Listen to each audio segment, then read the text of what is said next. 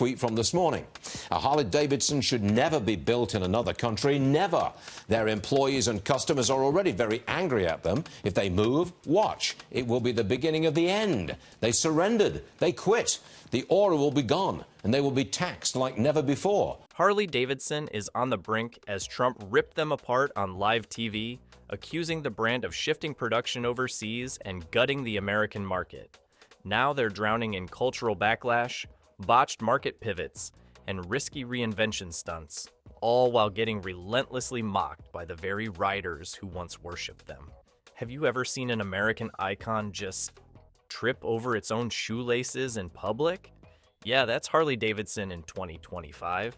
We're talking about a brand that's been around since 1903. Let me put that in perspective. Harley existed before sliced bread was even a thing. People were still cutting bread with a knife when these bikes were already roaring down the road. And now they're flirting with bankruptcy like it's some kind of edgy midlife crisis. And the reason?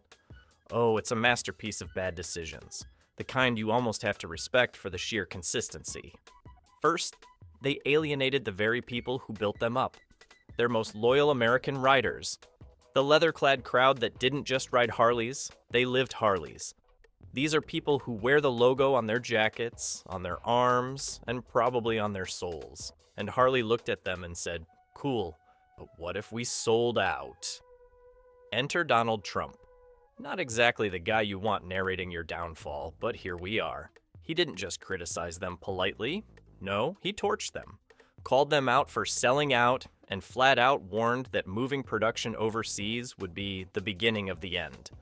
Oh, and just in case they thought he was bluffing, he threw in threats of tariffs like they've never seen before if they dared ship those foreign-made bikes back into the US. And honestly, you could feel the panic from here.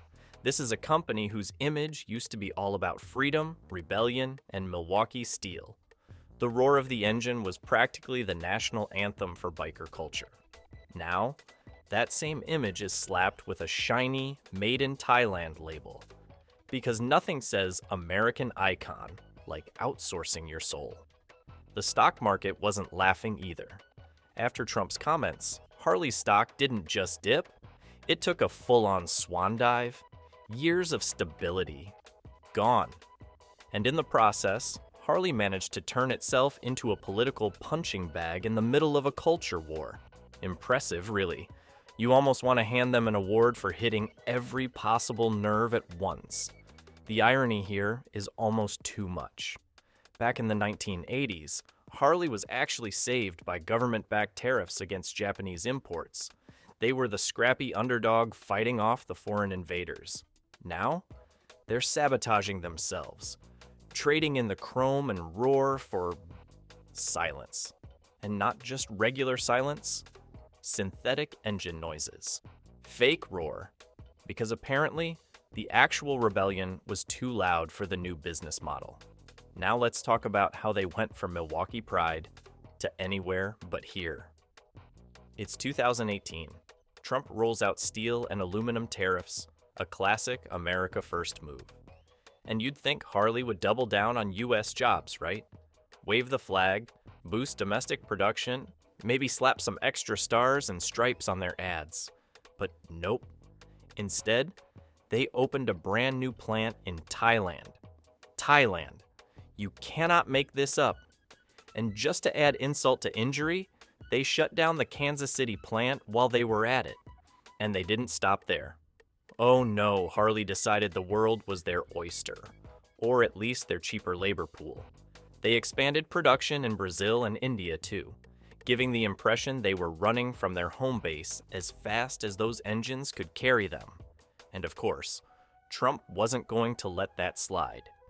He accused them of what I like to call tax write-off patriotism, waving the American flag for marketing while quietly shipping the work overseas. The part that really set people off? Those Thailand-assembled models weren't just for Asia. Nope. They were shipping them straight to US dealerships. So, picture this. You're paying a premium for a Harley because you believe in that made in America craftsmanship. You finally get your bike and find out it was built halfway across the globe. Yeah, that's gonna leave a mark. Analysts didn't hold back either. They flat out said Harley just gutted their own marketing advantage. The whole domestic craftsmanship thing? Dead.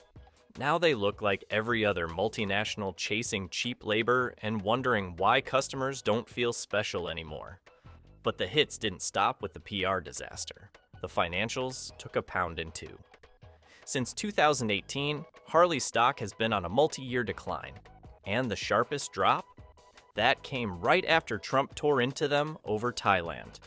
Investors didn't see it as some clever cost-saving maneuver. They saw an identity crisis. And honestly, can you blame them? Between 2021 and 2025, Harley's financial reports tell the same sad story. Inconsistent profit margins. Even with the international expansion, the overseas plants just couldn't make up for shrinking US sales. Turns out, alienating your most loyal customers isn't exactly a growth strategy. And let's not forget the cruiser segment, the market Harley is supposedly king of. It's historically unprofitable for them, yet that's the hill they keep choosing to die on. Expansion into a segment you've never made real money in? Bold, risky, and possibly one of the worst bets they could have made. This whole mess has investors getting deja vu from the 1980s bailout. Back then, Harley was saved by tariffs and patriotic loyalty. But this time, there's no cavalry riding in with import taxes to shield them from competition. No government safety net. Just the cold reality of the market.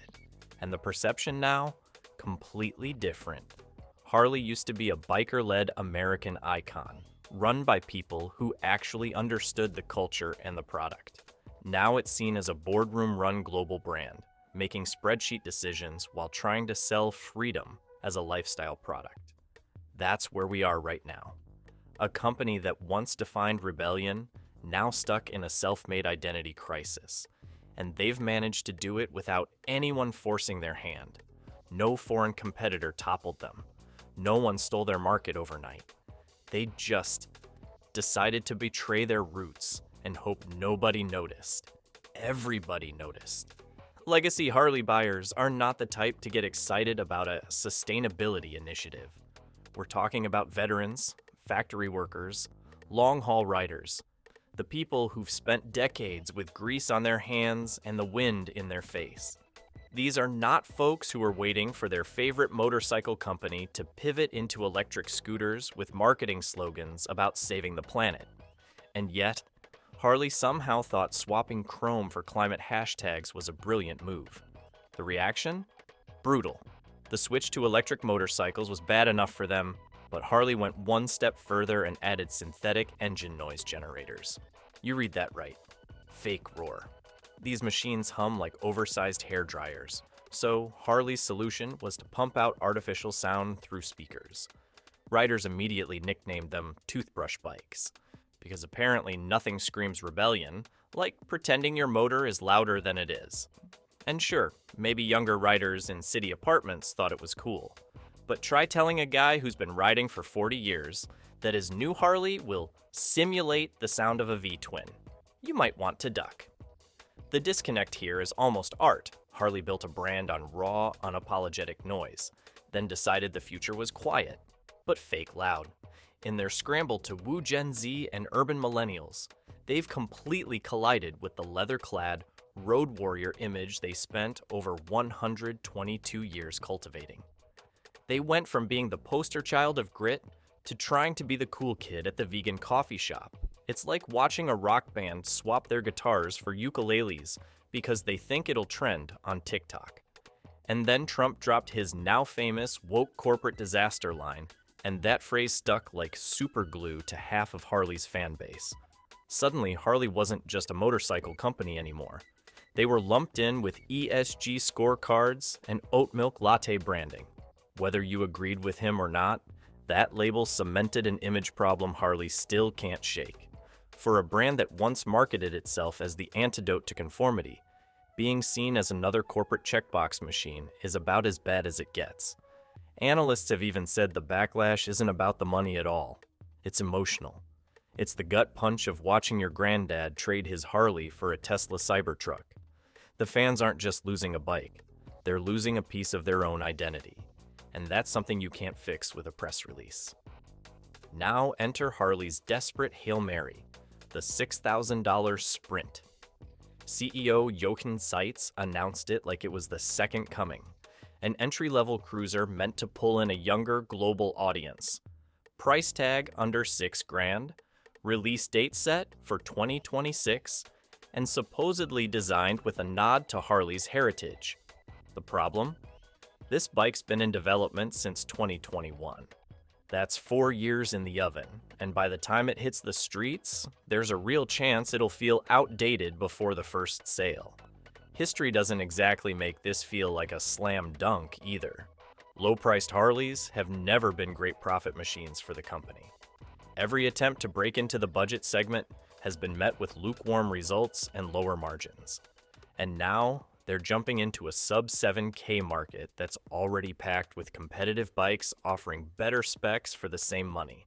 That's not exactly a home field advantage. But Harley isn't just trying to sell a bike with the Sprint, they're trying to reinvent the entire dealership experience. The grease and gears vibe? Gone. The new vision is more Apple Store than garage, complete with concerts, merch displays, maybe even yoga classes. So you can test ride a bike, then join a latte art workshop in the same afternoon. That's the pitch. They're also talking about partnerships with tech firms to develop AI safety features and smart handlebars. Because apparently, when you think Harley Davidson, you should think artificial intelligence. We're heading toward a future where your bike asks you if you'd like to shift into comfort mode mid-ride. You know, just in case your 500-pound cruiser didn't feel enough like a smartwatch already. Meanwhile, the core Harley crowd is looking at this stuff like it's a bad joke. This is a group that prides itself on independence, not voice-activated features and touchscreens. And when you've got lifelong riders openly saying the brand has turned their machines into glorified gadgets, you've got a perception problem that's bigger than any single product launch. Which brings us to where Harley is right now. Their survival depends on somehow balancing tradition with reinvention, a tightrope they've been wobbling on for over a decade without much success. Every time they move more production overseas, they chip away at the Made in America myth that's been their biggest selling point for over a century. It's not just a sticker, it's the core of their identity. The truth is, without winning back those legacy riders, the same people who literally tattooed the Harley logo on their skin, no EV lineup, no budget cruiser, no boutique dealership experience is going to keep the brand's heart beating. You can't build loyalty in a new generation if the old generation is walking away in disgust. And here's the kicker. The real threat isn't Harley waking up one day and filing for bankruptcy. It's the slow fade, the humiliating slide into brand irrelevance, where the roar gets replaced by background noise and no one even notices. For a company that built its reputation on being loud, wild, and unapologetic, fading away quietly might be the most un-Harley ending imaginable. If you think Harley's fall is wild, just wait for what's next. Hit that subscribe button so you don't miss the next twist in this ride.